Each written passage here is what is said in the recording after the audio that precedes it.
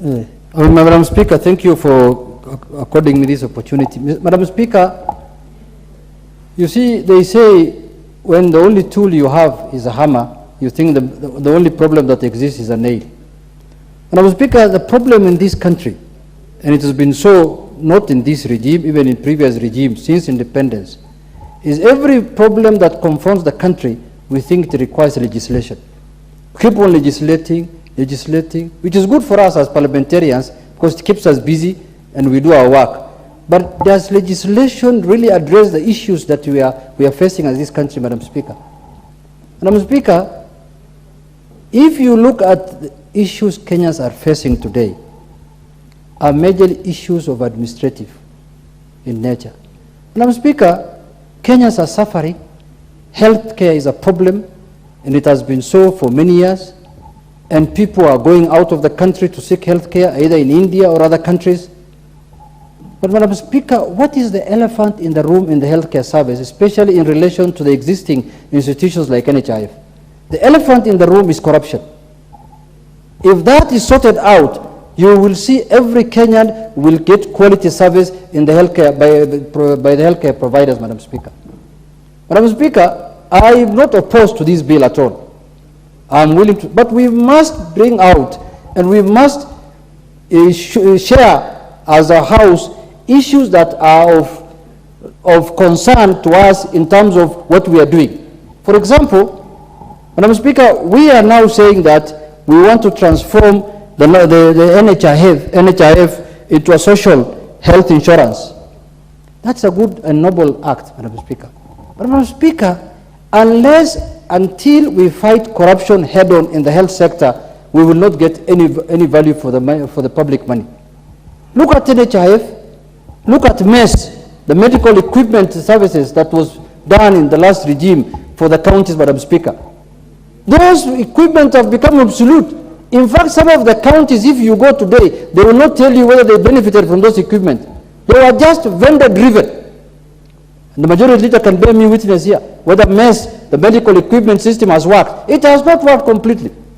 So the main problem here in this bill, the first clause should be corruption is punishable by death in the health sector. If there's a clause like that, then you'll see healthcare providers doing the right thing. Madam Speaker, if you look at NHIF, the model was borrowed from NHS, the National Health Service of UK.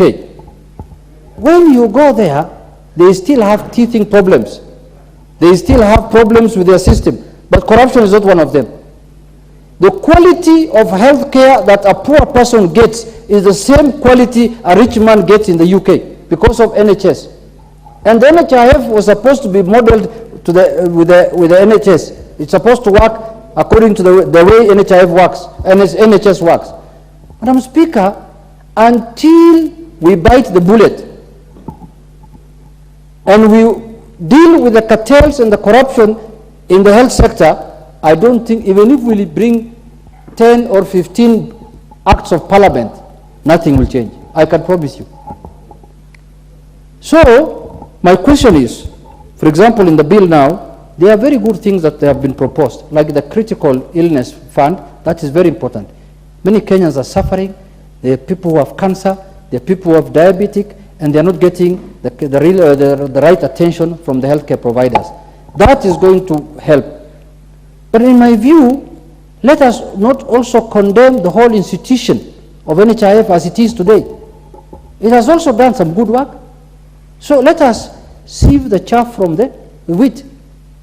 In this bill, I expected a transition clause that says that the people who are working on NHIF are deemed to have, when the new institution is created, they are no longer in service, but they should be given priority in accordance with their qualification and competence. Instead of employing people from outside, 6,000 people, 10,000 people, where are you taking these 10,000 people? They're also Kenyans. Some of them are competent people, they are diligent people, they have worked very well, they have served the institution, they have served the country. We should have a transition clause that says priority will be given to those people who are working at NHIF, who have good track record, people who have done good job, and people who have, dignity, they have no corruption cases. Everyone's file is there. The file can be perused. The other thing I don't agree with this bill, Madam Speaker, is it is proposing that the new institution will outsource claim management to 5 or so private companies. Then what's the work of this institution? If they cannot process claim, because NHIF, their biggest predicament, their biggest problem in the form of corruption was claim processing. Because hospitals were getting money that they don't deserve. Now you want to outsource to CIC, to Britam, to this insurance company. So what is the work of the board? What is the work of the NHIF? I'm not NHIF. What is the work of this new institution we are creating? Then why can't you let the NHIF do it? So those ambiguities must be addressed in this bill, Madam Speaker. If we are to achieve, nobody on the floor of this House can oppose any proposal to make the healthcare of the Kenyans better.